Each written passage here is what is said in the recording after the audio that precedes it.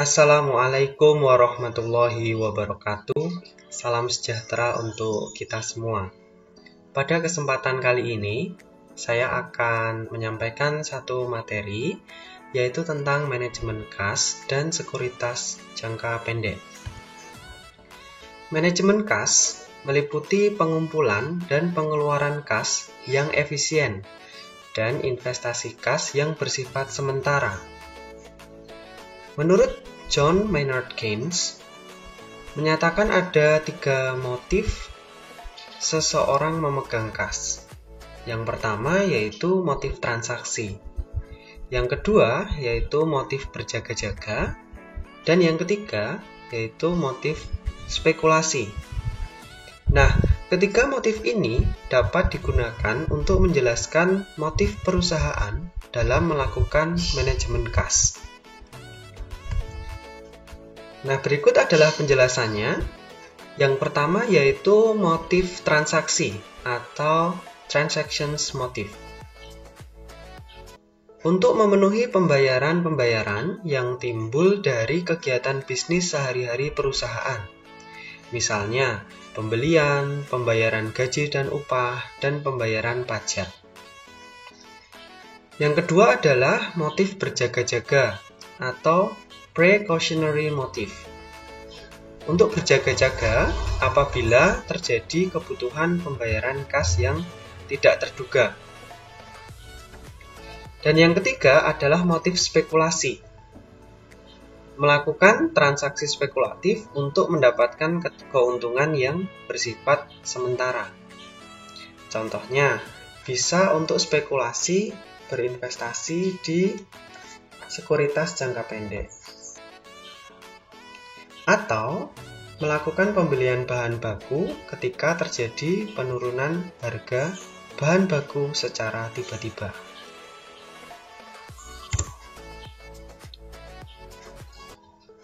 Manajemen kas meliputi pengumpulan dan pengeluaran kas secara efisien dan investasi kas dalam sekuritas jangka pendek. Fungsi manajemen kas adalah melakukan pengaturan kas melalui proses perencanaan dan penganggaran kas. Manajemen kas yang efisien terletak pada penyediaan kas yang aman, penyediaan jumlah kas yang aman. Yang kedua yaitu pengadaan kas dengan cepat, dan yang ketiga, investasi kas dalam investasi jangka pendek untuk menghasilkan return yang layak.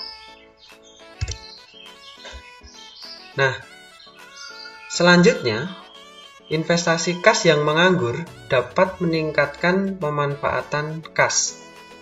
Apakah yang dimaksud di sini? Nah, di sini sudah ada contoh aktiva lancar atau modal kerja yang dimiliki oleh suatu perusahaan. Ada kas, kemudian surat berharga, ada piutang dagang, dan ada persediaan. Nah, pertanyaan saya, apakah jumlah kas 100 juta ini sudah efisien atau belum? Jawabannya tergantung. Misalkan, perusahaan ini adalah perusahaan toko roti.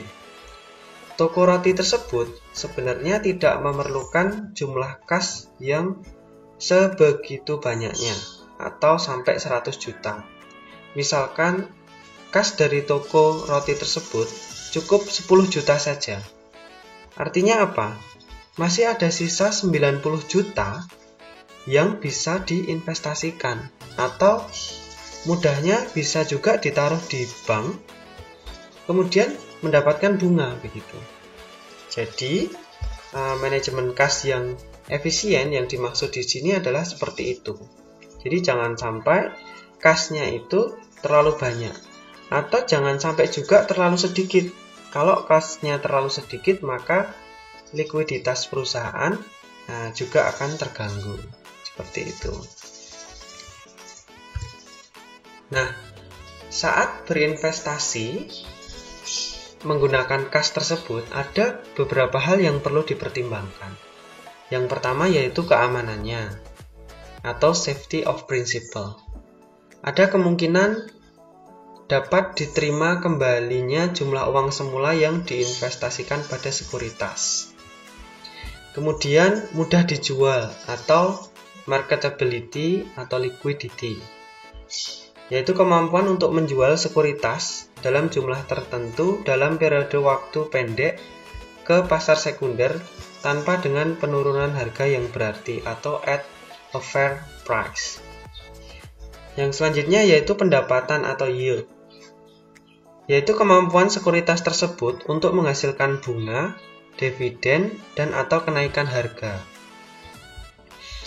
Yang terakhir yaitu waktu jatuh tempo atau maturity, yaitu periode waktu dari perolehan sekuritas oleh perusahaan sampai dengan saat jatuh tempo sekuritas. Biasanya semakin lama waktu jatuh tempo, berarti semakin tinggi pendapatan yang akan diperoleh, tetapi semakin tinggi pula risikonya. Nah, ini ada satu typo. Yang dimaksud di sini adalah pendapatan. Oke. Jadi, kalau kita balik di sini, tadi contohnya adalah uang kas di sini 100 juta, padahal butuhnya hanya 10 juta. Jadi yang sisanya 90 juta tadi bisa ditaruh di bank atau bisa juga dibelikan satu instrumen investasi, misalnya dibelikan saham begitu. Jadi bisa mendapatkan dividen atau juga saham tersebut bisa mengalami kenaikan harga. Tetapi juga harus mempertimbangkan beberapa hal berikut ini begitu. Nah, selanjutnya adalah ide dasar manajemen kas yang efisien. Jadi ide dasarnya adalah mempercepat penerimaan kas dan memperlambat pengeluaran kas. Ya, ada beberapa cara di sini untuk mempercepat penerimaan kas. Ada earlier billing, ada pre-authorized debit, ada collection float, ada lockbox system, ada concentration bank. Kemudian ada juga beberapa cara untuk memperlambat pengeluaran kas, yaitu payable through draft, kemudian zero balance account, kemudian sentralisasi utang dalam rekening khusus, kemudian pembentukan SOP pengeluaran kas, dan yang terakhir yaitu pengelolaan pembayaran gaji dan dividen kas. Nah, untuk cara yang terakhir ini kita akan memperdalamnya. Nah, di sini sudah ada contoh latihan soal. Di sini ada diketahui dan ditanyakan. Nah, diketahuinya adalah L&D Industries membayar upah mingguan 200 juta setiap Jumat kepada pekerjanya. Sebenarnya, perusahaan dapat menghasilkan bunga 15% per tahun dari uang tersebut.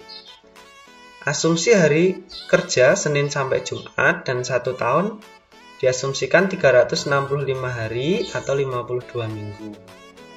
Nah, yang ditanyakan adalah jika pola pengambilan upahnya itu 50% diambil hari Jumat, 40% hari Senin, dan 10% hari Selasa. Kemudian pola yang kedua yaitu 45% diambil hari Jumat, 35% diambil hari Senin, dan 20% diambil hari Selasa. Nah, sebelum saya menjawabnya, saya sudah punya jawabannya di file Excel. Jadi, yang dimaksud pengelolaan gaji ini adalah pekerja itu memiliki pola dalam mengambil gajinya. Jadi dalam pengambilan gaji biasanya tidak semua karyawan itu mengambil gaji semuanya 100% pada hari itu gitu. Jadi hari Jumat ini kalau menggunakan pola yang A ya hanya diambil 50% saja gitu. Kemudian masih diambil lagi 40% besok hari Senin. Kemudian 10%-nya diambil hari Selasa begitu. Nah, jika perusahaan mengetahui pola ini, maka bisa jadi uang tersebut bisa dimanfaatkan dulu oleh perusahaan. Nah, jika perusahaan tahu pola pengambilan upah pegawai ini, maka sebenarnya perusahaan bisa memanfaatkan uang kas tersebut. Ya, misalnya disimpan di bank dan menghasilkan bunga 15%. Oke, sekarang kita akan jawab saja.